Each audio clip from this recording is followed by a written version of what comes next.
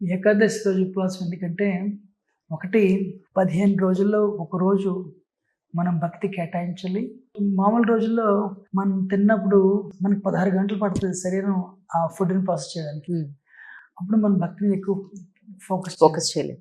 రెండోదంటే ఉపవాసం శరీరానికి చాలా మంచిది. దానికి ఒక ఆయనకి నోబెల్ ప్రైజ్ కూడా వచ్చింది అందుకనే. సో ఎప్పుడైతే మనం భోజనం తినలేదో, ఒకటి శరీరానికి మీరు ఈ గ్రైండర్‌కి గ్యాప్ ఇచ్చిన వాళ్ళు గ్యాప్ ఇచ్చారు. రెండోది అది హెల్త్‌కి చాలా మంచిది. 3 ఎప్పుడైతే మీరు శరీరం గ్యాప్ ఇచ్చారో అది ఫ్రీ అయిపోతుంది. విత్ గుడ్ మైండ్ సెట్ మీరు భక్తి మీద ఎక్కువ ఫోకస్ చేయగలరు. కరెక్ట్. కడుపు నిండా తింటే నిద్ర వస్తుంది తర్వాత. నిద్ర వచ్చేస్తుంది. అవును. అందుకని 15 రోజులకు ఒకసారి యాక్చువల్గా హెల్త్ వైజ్ చాలా మంచిది. ఉపావాస వాస అంటే లివింగ్, ఉప అంటే క్లోజ్, భగవంతుడు క్లోజ్గా ఉండాలి, కిచెన్ క్లోజ్ కాదు. మీరు ఉపవాసం చేసే టైం ఎంత అయింది అంటే, అరే ఇంకా 6 గంటలు అయిందా, ఇంకా 8 గంటలు అయిందా అంటే అది ఉపయోగం లేదు. అది మీరు ఉపవాసం కిచెన్ మీద చేస్తున్నారు. నిజమైన ఉపవాసం ఏంటంటే భోజనాన్ని ఎంత తక్కువైతే అంత తక్కువ తిని కృష్ణుని మీద ధ్యానానికి భక్తికి వాడాలి. అద్భుతం. తినే ముందు భగవంతుడిని తలుచుకుని లేదా కళ్ళకద్దుకుని తలుచుకుని తినడం అనేది ఎందుకు? దీనికి కొంచెం ఎలాబరేట్ ఆన్సర్ కావాలి. 10 సంవత్సరాలు వర్షాలు రాకుండా, వర్షాలు లేకుండా 10 నెలలు సూర్యుడు రాకపోతే మనం ఒక క్యారెట్, బియ్యపు గింజ, ఒక గోధుమ గింజను మ్యానుఫ్యాక్చర్ చేయలేమమ్మా. మీరు ఎవరైనా అమెరికాలో తలుపు తెలిస్తే థ్యాంక్ యూ అంటారు అని చాలా కొత్తగా చెప్తారు. ఇక్కడ కృష్ణుడు భగవంతుడేమో ఆయన ప్రకృతి ద్వారా మనకి తినడానికి భోజనం ఇస్తున్నాడు. మనకేమో తెలివితేటలు, డబ్బులు ఎలా సంపాదించాలో తెలివితేటలు ఇస్తున్నాడు. ఆ డబ్బులతో మనం ఫుడ్ స్టఫ్స్ కొనుక్కుంటున్నాము. ఇది ఏదో గులాబ్ జామున్, రసగుల్లా భోజనం బాగుందని మనం తింటే ఆయన డైజెస్ట్ చేస్తున్నాడు. యూనో అహం వైశ్వానరో భూత్వ ప్రాణినాం దేహం ఆశ్రిత ప్రాణాపాన సమాయుక్తం పచామ్యన్నం చతుర్విధం. అర్జున, అందరి శరీరాల్లో నేను ఆ డైజెస్ట్ ఫైర్ కింద ఉండి అందరి భోజనాలని నేనే అరాయిస్తున్నాను అంటాడు భగవద్గీతలో. నేనే డైజెస్ట్ చేస్తున్నాను అంటాడు. తిన్నది మనం, ఎంజాయ్ చేసేది మనం, డైజెస్ట్ చేసేది ఆయన. థ్యాంక్ యూ చెప్పాలి కదండి. థ్యాంక్ యూ ఎలా చెప్పాలి? యూనో నైవేద్యం పెట్టాలి. అన్నం పరబ్రహ్మస్వరూపం. సో నైవేద్యం పెట్టినప్పుడు ఏంటంటే, ఇప్పుడు అన్నీ ఆయన ఇచ్చాడు కాబట్టి థ్యాంక్ యూ వెరీ మచ్ అండి, తినండి అని చెప్పి ప్రేమగా పెట్టి తింటాడు. పత్రం పుష్పం ఫలం తోయం యమే భక్త్యా ప్రయచ్చతి. సో తిన్నప్పుడు అది ఏమవుతుందంటే అది ప్రసాదం అవుతుంది. యూనో ఆ ప్రసాదం మీరు తిన్నారనుకోండి, మీరు మీ హృదయం శుద్ధి పడుతుంది. ఇప్పుడు మీ ఫ్రెండ్ వస్తారు, వచ్చి మీ ఇద్దరు ఒక ప్లేట్లో తిన్నారనుకోండి, ఆయనకి చివరికి టీవీ ఉందనుకోండి, ఆయన ఎంగిలి మీద తిన్నారు కాబట్టి మనకి టీవీ వచ్చేస్తుంది. అదేవిధంగా భగవంతుడితో ఉచ్చిష్టం మనం తిన్నాం అనుకోండి, ఆయన సుప్రీంలీ ప్యూర్. మనం తిన్నప్పుడు మన హృదయం కూడా సిద్ధిపడుతుంది. అందుకని 2 గంటలు మీరు వండారు, 10 నిమిషాలు థ్యాంక్ యూ చెప్పడం తప్పలేదు కదా. Absolutely sir. అందుకని చెప్పి 10 నిమిషాలు నైవేద్యం పెట్టండి. మంత్రాలు ఉన్నాయి, మంత్రాలు నాకు రావు, నయం తినని చెప్తే తింటాడు. నిజం. తులసాకు వేసి. అద్భుతం. అలాగే మీరంతా తులసిమాల వేసుకుంటారు. యాక్చువల్గా ఈ తులసిమాల అనేది ఏది నిజమైన తులసిమాలో కూడా తెలియదు. యాక్చువల్గా ఇది తులసిమాలే అనుకుని మీరు దానికి ఆ గౌరవాన్ని ఇచ్చి భావించి నమ్మి వేసుకుంటారా? తులసిమాలకున్న ప్రాశస్త్యం అంటే ఏం చెప్తారు? కృష్ణ భక్తి ప్రధాన తులసిమాలని అంటారు.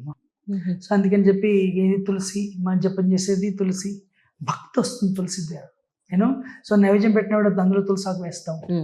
ఇది కాకుండా మీరు బయట ప్రపంచంలో చూస్తే తులసి ద్వారా ఎన్నో హెల్త్ బెనిఫిట్స్ ఉన్నాయి. యాక్చువల్గా ఎవరో ఒక ఆయన వచ్చి మాకు చెప్పారు, రోజు నువ్వు 6 తులసాకులు వేసుకుని నీళ్ళు తాగితే నీ ఆరోగ్యం భలే బాగుపడుతున్నారు.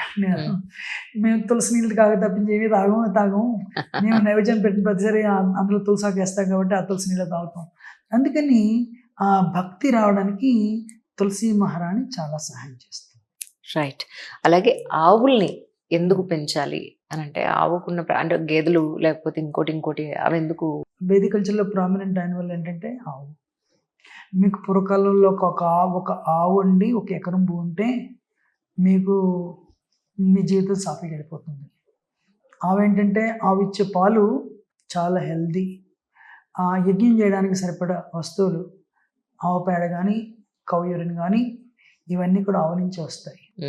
సో అందుకని ఏంటంటే మీరు ఆవు ఇంట్లో పెట్టుకుని, అంటే మీరు ఆధ్యాత్మికంగా ధర్మ మోక్షలే కాకుండా భక్తిలో కూడా ముందుకెళ్ళడానికి ఆవు ఇచ్చే పదార్థాలు చాలా బాగా ఉపయోగపడతాయి. ఒక పాయింట్ చెప్పండి చెప్తాను. తప్పకుండా సార్. ఈ మధ్య ఒక యూనివర్సిటీకి వెళ్ళాను. ఆ యూనివర్సిటీలో అమెరికాలో ఆవును తీసుకొస్తున్నారన్నారు. ఎందుకన్నా?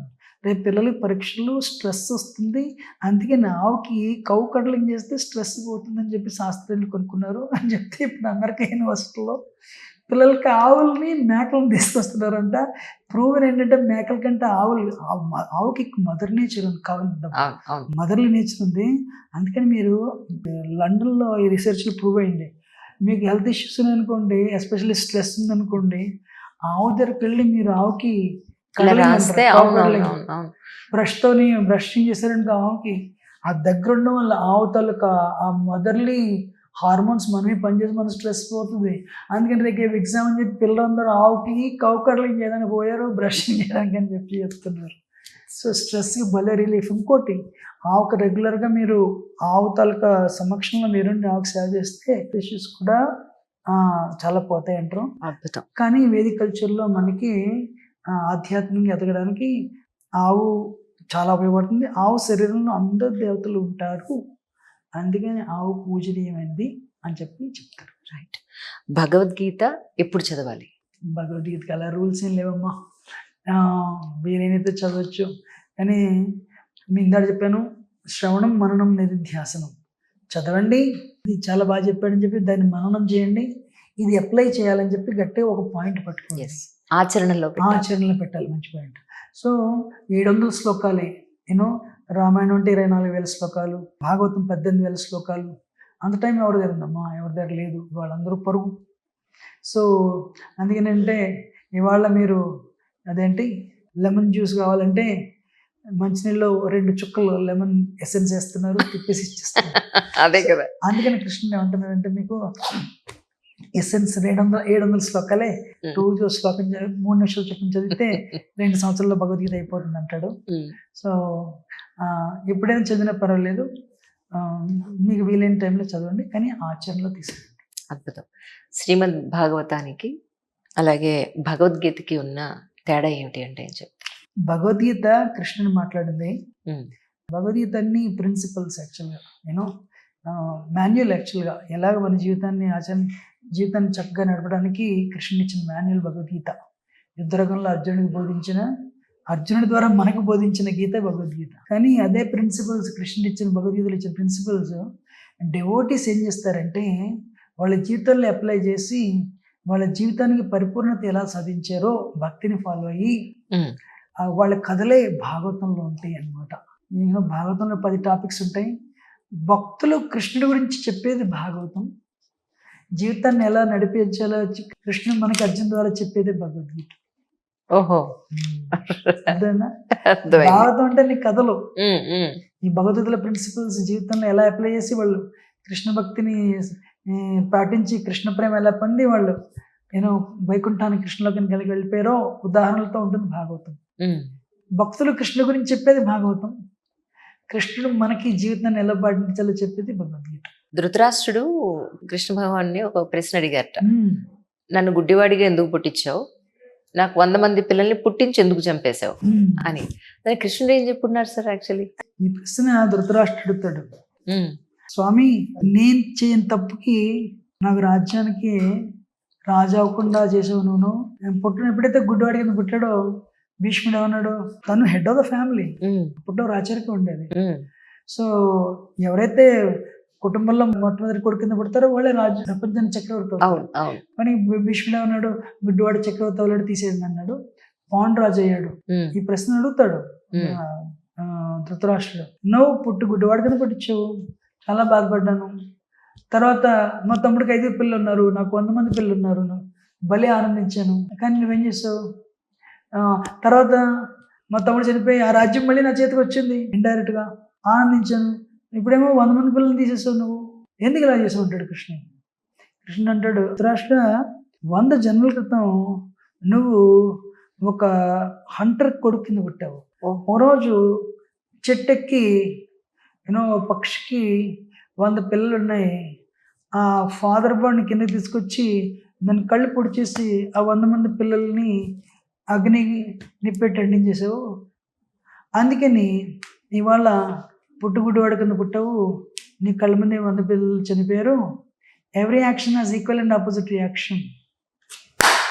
You know mills of God grind slowly exceedingly fine అని ఒక స్టేట్మెంట్ ఉంది. భగవంతుడి తాలూకా పిండి మరలు ప్రతి గింజని గ్రైండ్ చేస్తాయి, కానీ స్లోగా గ్రైండ్ చేస్తాయి. అంటే దాని అర్థం ఏంటంటే ప్రతి చర్యకి ప్రతిచర్య ఉంటుంది, ప్రతి యాక్షన్కి రియాక్షన్ ఉంటుంది. ఇవాళ నాకు పొజిషన్ ఉందని చెప్పి నేను ఒకళ్ళు లెఫ్ట్ అండ్ రైట్ ఇస్తే రేపు పొద్దున్న కానీ వచ్చే జన్మలో కానీ నాకు రియాక్షన్ తిరిగి తప్పక లభిస్తుంది అనేది చాలామంది తెలియదు. ఈ ధృతరాష్ట్ర ఎగ్జాంపుల్ చాలా మంచి ఎగ్జాంపుల్.